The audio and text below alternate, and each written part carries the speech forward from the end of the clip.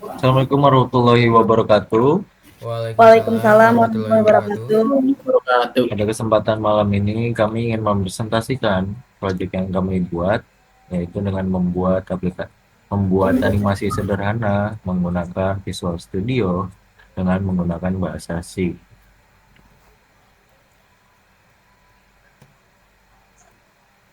Eh, Anggota kelompok kami ada saya sendiri, Muhammad Kain Manhab, Saya Fariza Tansani Wijaya. Saya Najwa Afifah Herdianti. Nama saya Muhammad Rifai Karizal. Untuk pembagian tugas, Fariza Nansani Wijaya sebagai pembantu pembuatan program serta merapikan format laporan akhir. Lalu ada Muhammad Rifai Karizal sebagai menyusun laporan akhir dan menyusun konsep presentasi. Lalu ada saya sendiri, Muhammad Kain Manhab, membantu membuat program, menyusun konsep presentasi dan menyusun laporan akhir. Lalu terakhir ada Najwa Afifah Dianti sebagai menyusun laporan akhir dan menyusun konsep presentasi. Proyek ini dilatar belakangi dengan keinginan kami sebagai mahasiswa akan mengimplementasikan konsep-konsep dasar grafika komputer yang sudah kami pahami dalam bentuk praktikum, yaitu dengan membuat sebuah animasi sederhana menggunakan fitur dari Visual Studio dengan menggunakan bahasa C, dan juga menjadikan ini sebagai sarana memenuhi kewajiban kami sebagai mahasiswa terhadap tugas yang diberikan kepada kami. Berikut materi-materi yang akan kami implementasikan ke dalam pembuatan animasi sederhana. Selanjutnya ada library and rendering tools. Nah, di sini yang pertama library grafika menyediakan fungsi untuk menggambar objek visual. Yang kedua, rendering tools berfungsi menampilkan objek grafis ke layar. Yang ketiga, control library yang digunakan yaitu ada sistem drawing dan Windows Prompt. Selanjutnya ada Windowing system mengatur menampilkan tampilan jendela aplikasi grafika. Yang kedua, menyediakan area gambar sebagai media penggambaran objek. Yang ketiga, mendukung interaksi pengguna melalui input keyboard dan mouse. Selanjutnya ada frame-based animation. Frame-based animation menampilkan animasi berdasarkan urutan frame. Yang kedua, ada timer mengatur kecepatan penggantian frame. Yang ketiga, digunakan untuk menghasilkan animasi yang halus dan konsisten. Selanjutnya ada state animation. State animation menggunakan variabel sebagai penentu kondisi objek. Yang kedua, setiap perubahan state menghasilkan perubahan animasi. Yang ketiga, membuat alur animasi lebih terstruktur dan mudah dikontrol. Selanjutnya, yang akan dilanjutkan oleh rekan saya. Nah, untuk selanjutnya di sini kita ada secondary motion.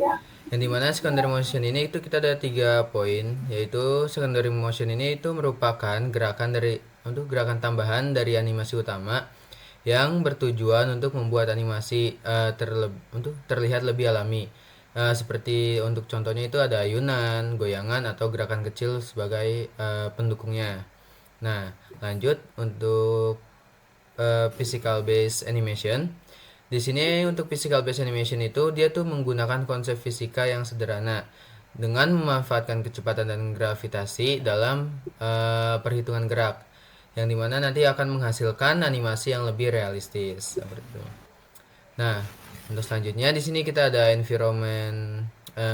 environmental animation, yang dimana environmental animation ini itu diterapkan pada elemen lingkungan, yang dimana itu ada awan, lalu rumput atau latar belakang yang bergerak.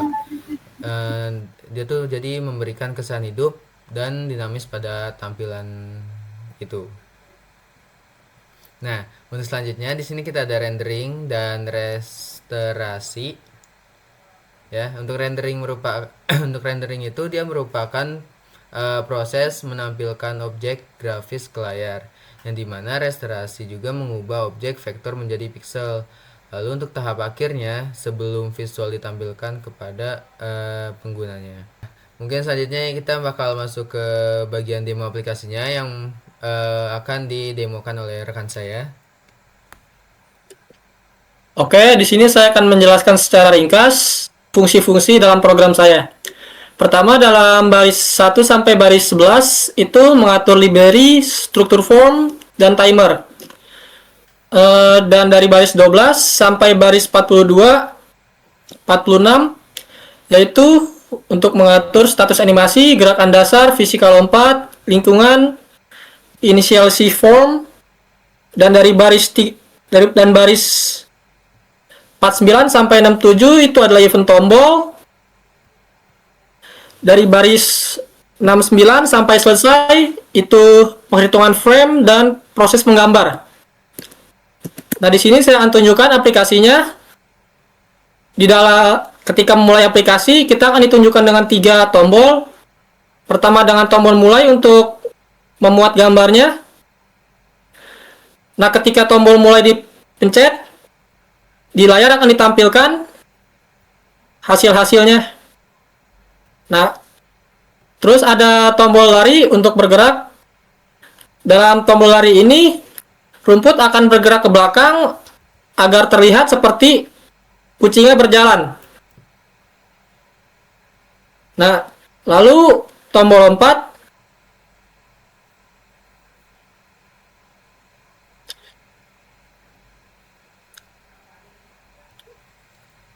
Oke, mungkin itu saja penjelasan-penjelasan demo dari saya. Kita lanjut ke kesimpulan.